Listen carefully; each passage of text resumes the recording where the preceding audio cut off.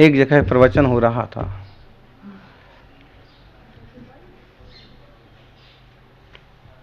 देखा कि श्रोता नहीं है और पंडित जी आकर के बैठे हैं। अपने यहाँ तो फिर भी 50 साधु बैठे हैं घुगा में, चंद्र प्रभु के भगवान के दरबार में। कोई नहीं है श्रोता। 2-3 आदमी बैठे थे। तो पंडित जी ने थोड़ा सा इंतजार किया। इतने में जो श्रोता एक बैठा था पीछे 3 में भी, उसने हाथ जोड़ के खड़े होकर कहा कि गुरुजी आपका प्रवचन चालू करिए। गुरुजी ने कहा कि कैसे, श्रोता तो है नहीं। उसने कहा कि देखिए जी, मैं सईस हूँ। सईस मतलब घोड़ा चराने वाला, घोड़े को पालने वाला। मैं सईस हूँ और चाहे मेरे पास 1 घोड़ा हो, चाहे 1000 घोड़े हों, मैं घोड़े को घास देना बंद नहीं करता। मैं घोड़ों को दाना देना बंद नहीं करता हूँ। मैं बाकायदा उनकी परवरिश उसी ढंग से करता हूँ। इसलिए आप ज़्यादा लोगों की परवाह किए बिना प्रवचन करिए। हम लोग जितने भी हैं तो सही। तो गुरुजी को जोश आ गया कि बात तो सही है, 1 रहो 1000 रहो, क्या फर्क पड़ता है, आप अपना कर्तव्य करते रहो। कर्तव्य निष्ठा ये भी एक बहुत महत्वपूर्ण चीज है। जो टाइम है, आचार्य गुरुवर सन्मति सागर जी महाराज अपने समय पर मंच पर स्वाध्याय में उपस्थित होते ही थे।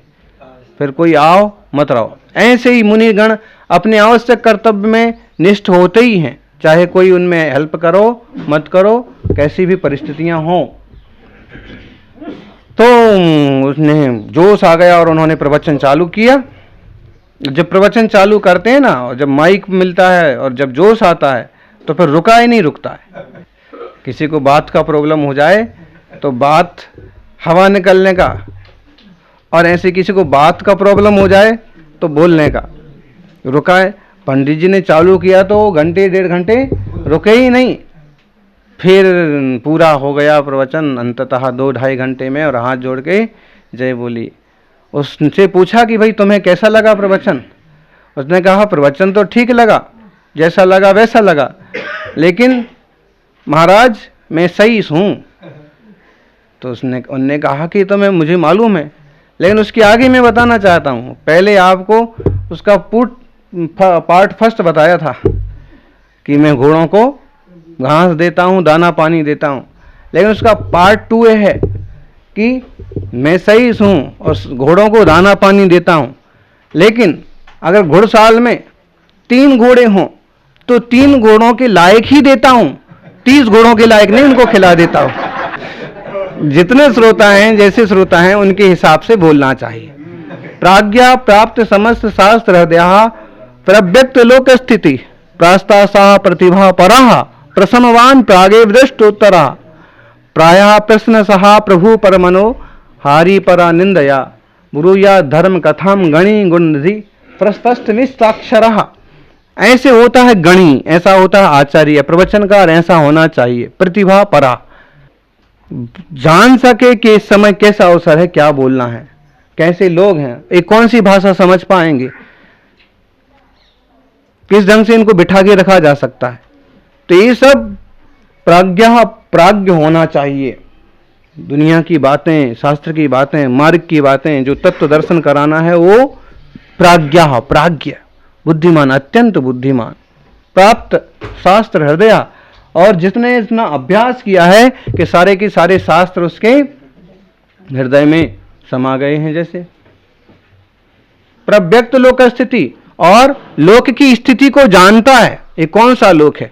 चौराहे पर हम बैठ गए और हम कहने लगे हिंदू ऐसे, मुसलमान ऐसे, उनने कब्जा कर लिया, उनने वैसा कर लिया, हैं हनुमान जी ऐसे, तो कृष्ण जी ऐसे, तो महावीर स्वामी ऐसे।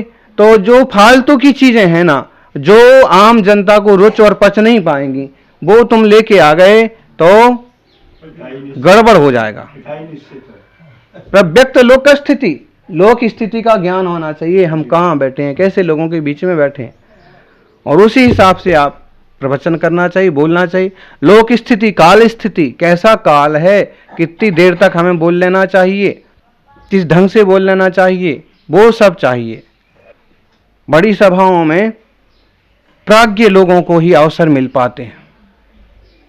कारण कम प्राज्ञ हो तो पता नहीं द्रव्य क्षेत्र काल भाव को समझे, वस्तु व्यवस्था को समझे ना समझे हैं। जन्म जयंती तो हम मना रहे हैं महावीर भगवान की, और उनको माइक मिला तो वो अपना कुछ ही गीत चालू कर दिया, हाँ, कि पेट में दर्द हो तो अमुक तरह की दवा खाना चाहिए, हैं, योगासन करना चाहिए, भ्रामरी प्राणायाम करना चाहिए। उसका कोई मैच तो होना चाहिए ना, क्या विषय है, महावीर स्वामी से संबंधित हो, अहिंसा हो, वो तो चल भी जाता। तो प्रव्यक्त लोक प्रासंगोपात, क्या प्रसंग है। सहज तत्व चर्चा में बैठे हैं तो आत्मज्ञान की, तत्व ज्ञान की चर्चा। ज्ञानियों आत्मदृष्टि करो। आत्मदृष्टा बड़ा विवेकवान प्राज्ञ होता है। प्रव्यक्त लोक स्थिति, और लोक की स्थिति जिनने जान ली है। और कैसे होते हैं? प्रास्तासा, किसी तरह की आशा नहीं रखते हैं। ये मिल जाए मुंह मिल जाए, ज्यादा आशा रखते हैं ना तो आशा पास महा दुखदानी, सुख पावे संतोषी प्राणी। ऐसे मिल जाए, हमारी भगत बन जाए, फिर हमें ये मिल जाए वो मिल जाए। आशा का क्या दुष्परिणाम होता है? तो पंडित जी ने बढ़िया कथा की, सत्यनारायण की कथा समझ लो, महावीर स्वामी की कथा, बढ़िया से कथा की। बहुत लोग जुड़े और बहुत रोज रोज स्पेशल निमंत्रण आता और वहाँ भोजन करने जाते। खूब गर्मी के दिन, और लेकिन लोग तो समझे कि पंडित जी हैं, ब्रह्मचारी टाइप से हैं, तो अब त्यागी वृत्ति तो हैं ही, तो इनको ज़्यादा ऐसे शुद्ध शुद्ध और व्यवस्थित आहार होना चाहिए। तो बस वही उबाल करके भोजन और एक सामान्य श्रावक जैसा भोजन व्यवस्थित रोज परोसते। लेकिन उन्हें ऐसे लगा कि पता नहीं अभी अरे भाई मैं तो सब कुछ खाता हूँ, मुझे तले गले पदार्थ भी चलते हैं, लेकिन ये तो गर्मी का मौसम है तो ये आइसक्रीम वगैरह भी मिलना चाहिए। तो एक दिन उनने क्या किया कि एक भक्त को कहा कि भाई देखिए कैसे सेवा होती है गुरुजनों की, पंडित जी की, गर्मी का मौसम है मान लो, हैं, तो उनके भोजन में ठंडी चीज़ें होना चाहिए, आइसक्रीम होना चाहिए और ठंडा पानी होना चाहिए, और जब बैठे हैं गर्मी लगती है, पसीना आता है, तो कोई हवा भी करने वाला होना चाहिए, तो सच्ची सेवा है। तुमने यूँ थाली परोस दी, सूखी दाल रोटी परोस दी, इससे ना तो तुम्हें पूरा पुण्य लगा और ना हमारा पेट पूरा भरा। तो फिर क्या हुआ?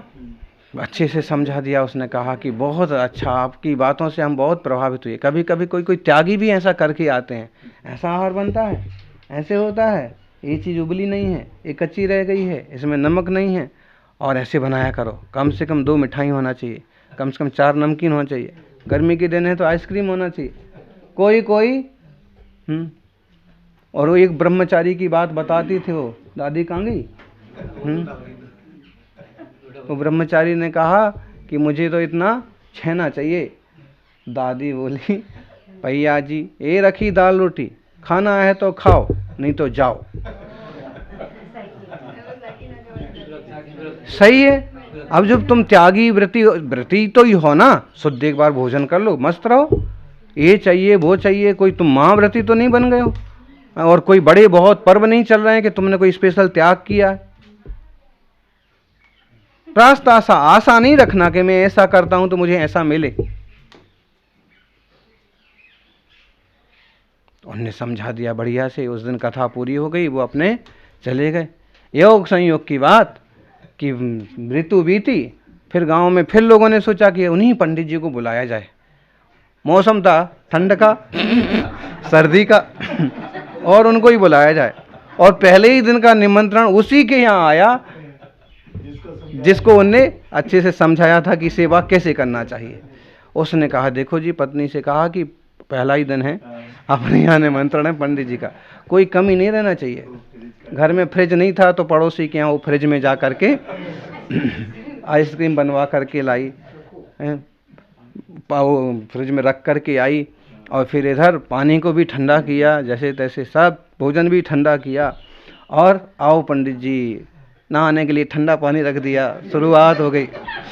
पंडित जी सोचे कि अब नहा तो लो, कैसे भी खाना तो अच्छा मिल ही जाएगा। जो थाली पर आए तो वो भी सब ठंडा। और उसने कहा बैठो। आवाज़ लगाई पत्नी को, देखते नहीं हो पंडित जी का भोजन चालू हो गया, जरा हवा करो। तो उसने हवा चालू कर दी। फिर और हाँ, पैसे पूरे होने के, पंडित जी ठहरना, आइसक्रीम रखी है। पड़ोसी के यहाँ गई, जल्दी से अपना आइसक्रीम लेकर के आई। पंडित जी खाओ, हवा, आइसक्रीम, दही और फिर लस्सी, और उनकी तो हालत गड़बड़ हो गई। उस पर भी हवा, जैसे तैसे पानी पी करके पेट भर के और वो उठे। फिर सेठ जी ने अब पूछा, पिछली बार पूछा था तो ये उपदेश मिला था कि ऐसे ऐसे करना। अब फिर पूछा कि महाराज सेवा में कोई कमी तो नहीं रह गई। महाराज बोले कि भाई बस, बाकी प्राण बस नहीं निकले, बाकी सब कुछ हो गया।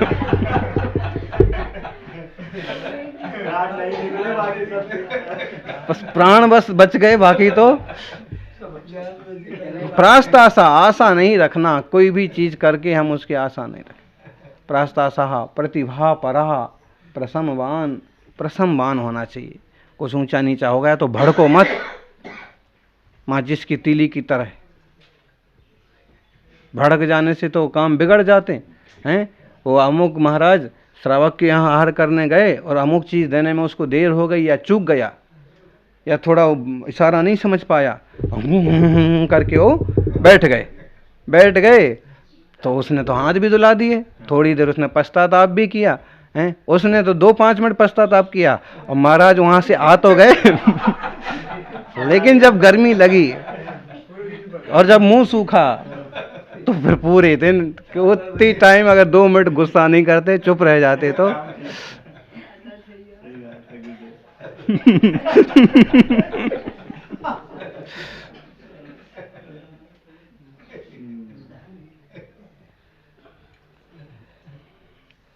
प्रतिभा परा प्रसमवान होना चाहिए। बहुत ज़्यादा उछल कूद अच्छी बात नहीं है। कोई भी बोल रहे हैं शांति से सुनो, उपदेश तत्व चर्चा शांति से सहजता से करो। प्रतिभा परा प्रसम प्रागे विदृष्टोत्तरा, पहले ही उत्तर मालूम होना चाहिए, व्यवस्थित जवाब देते आना चाहिए। जैसा प्रश्न है वैसा उत्तर। प्रागे विदृष्टोत्तर, फिर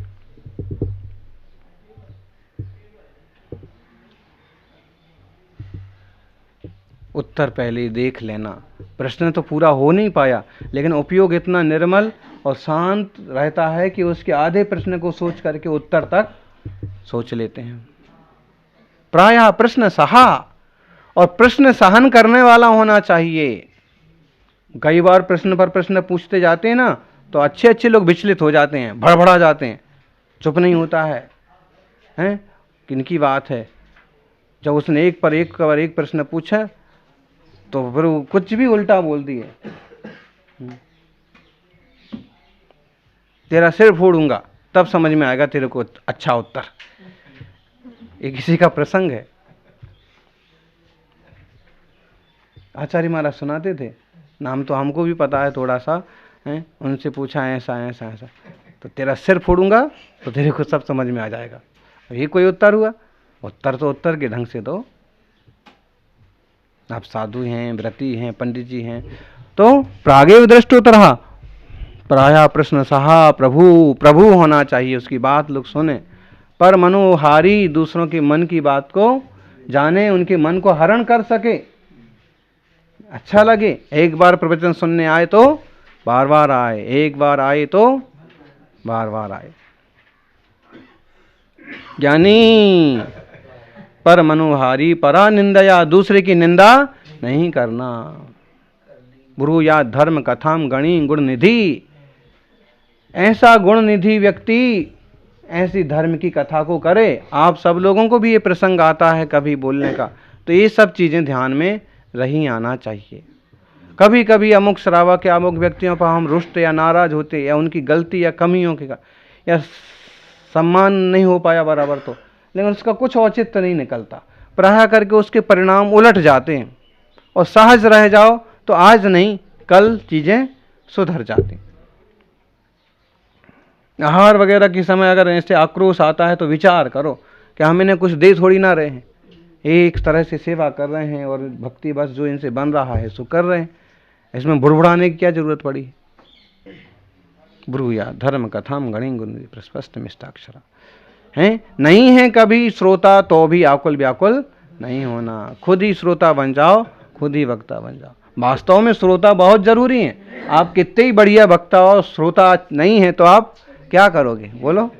वक्ता श्रोता रहा यत्र न संति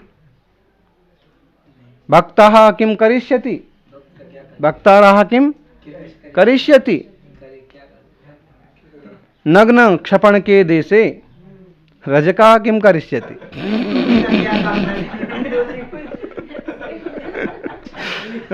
बताइए, जहां श्रोता नहीं हो वक्ता क्या करेगा, क्या प्रवचन देगा। और जहां सब नंगे नंगे साधु रहते हैं वहां धोबी क्या काम। धोबी की दुकान बंद, नाई की दुकान ही काम की।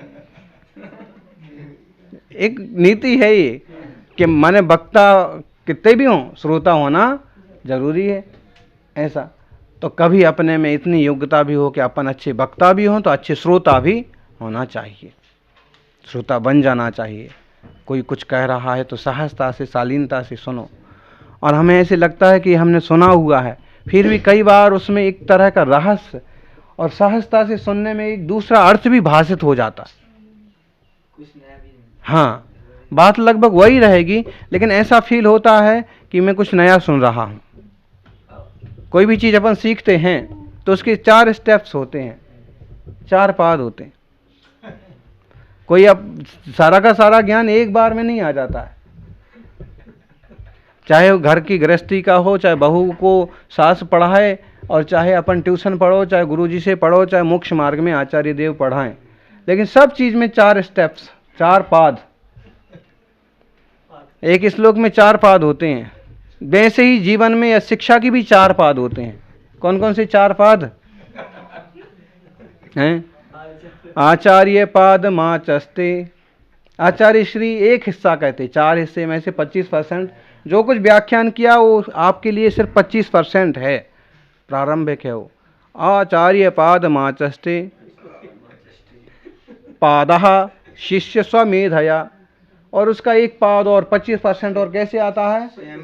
शिष्य की मेधा से आता है। वो सीखे तो आचार्य से तो कही रहे हैं सबके लिए,